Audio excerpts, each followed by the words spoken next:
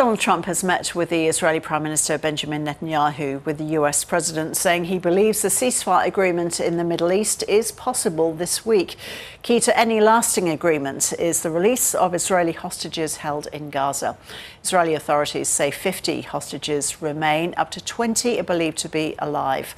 Moshay Lavi is the brother-in-law of one of them, Omri Miran. He says the last time they saw Omri was in a Hamas hostage video. We haven't heard much about Omri ever since Hamas released a psychological warfare video featuring him in late April 25. It was just a week after his birthday, a week or so. It was the last time we got to see him. He looked unwell, but we focused on the fact he's still alive and we can bring him home to my sister Lishai and my two nieces, Ronnie and Alma. We don't know more than that, but we do know that he's still alive, that we can save him and save so many other souls who are waiting for be redeemed from captivity. Moshe, must have been hard to see the release of other hostages back in the middle of February, and your brother-in-law not among them. Yes, it was very difficult process for all families who are still waiting for their loved ones, who are still advocating for them. But at the same time, we became so close for so many other families of hostages. The tragedy brought us together, and it also gave a lot of relief to see people who were posters for so many months are finally reuniting with their loved ones, with their family members. And those who were murdered in captivity or on October the 7th finally brought to burial so that their family can close the chapter. So it was mixed of emotions, both sadness that Omri is still there, frustration that he's not included in the deal, but also relief and joy from seeing other families being reunited. But we're focusing on the mission today. There are still 50 hostages remaining, and we hope policymakers understand they should not use this selection process of hostages. They should focus on how we can bring all of them home.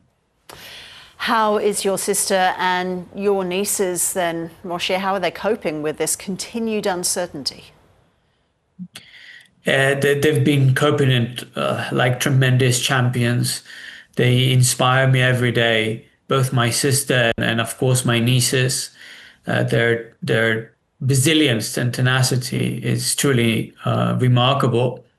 My sister is able to juggle between being a wife of a hostage and an advocate, who is going on every stage, whether in Israel or worldwide, and being a mother to two daughters who survived October the 7th, experienced the violence, and are longing for their father.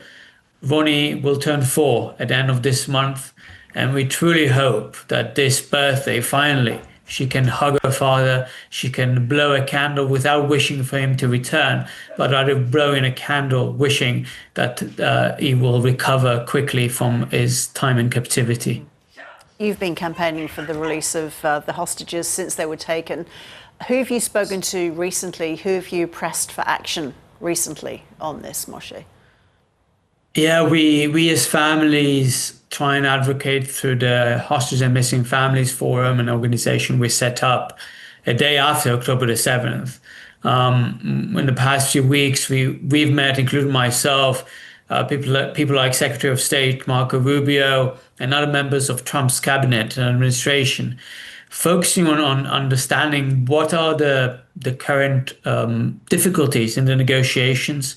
What can we do as families in order to pressure all the relevant stakeholders to understand that this is the time to bring about an agreement, and also bring light to the stories of our family members, ensuring that policymakers, when they're in the room making decisions of life and death, have the image of the hostages in mind, images of people like Omri, a shiatsu therapist, a gardener, lover of nature, sports and literature, a father, a husband, a son, and a brother, so that we try to humanize them for the policymakers. And then when they make a decision, they have the image of Omri not as a poster, but as a human being they need to save. The US President and the Israeli Prime Minister have held meetings at the White House in recent hours about a possible ceasefire. Do you think the Trump administration is pushing hard enough for a deal to get the hostages back? I truly believe the Trump administration has done a lot over the past few months. First and foremost, bringing home so many hostages. The last one was Idan Alexander, an Israeli American who was released from captivity thanks to their efforts. But also pushing different stakeholders, whether it's Israel, the Israeli government, and of course Hamas and their sponsors, countries like Iran, Qatar, Turkey, to understand that this is the time to end the bloodshed, to end the conflict, and pressure Hamas to relinquish its power and agreeing to a deal. I think they're doing what they can given the complexity. We're at the end of the day negotiating with a terrorist organization that has its own interests in mind. But I have full faith that they will keep pressing whoever needs to be pressed to make concessions, to make compromises in order to both end the war. And in order to end the war, we know what needs to be done, bringing home all the hostages and to return to their loved ones, their family members. And how are you feeling, Moshay, after 21 months of this conflict and your role as advocate? Yeah, today marks the 21 months since October the 7th, 640 days. It's hard to grasp this number. I did not believe that we'll reach this day. I truly hope that we'll be able to solve this hostage crisis sooner. But I'm focusing on the mission, focusing on how we can keep elevating the voices of the hostages from the dungeons of Hamas, being deprived of food, water, sanitation, tortured during their captivity, as we've learned from returned hostages. And ensuring, again, policymakers understand the gravity of the situation and why they need to act fast to save those living hostages and bring an end to the chapter for those who were murdered or killed in captivity.